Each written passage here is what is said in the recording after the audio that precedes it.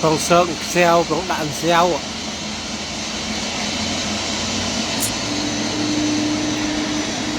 lúc phòng xoan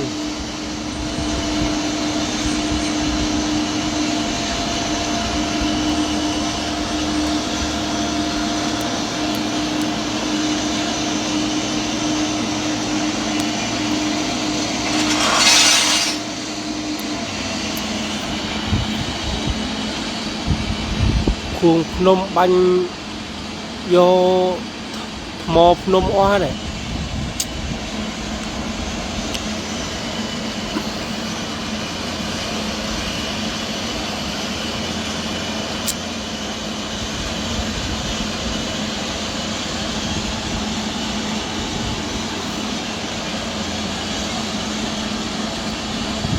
lại làn mình làm một cái nó chênh nó linh làn mà đặt mỏ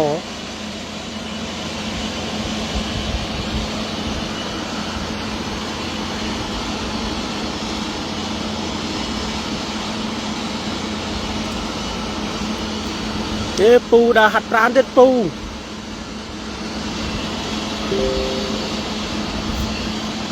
cái lăng hông không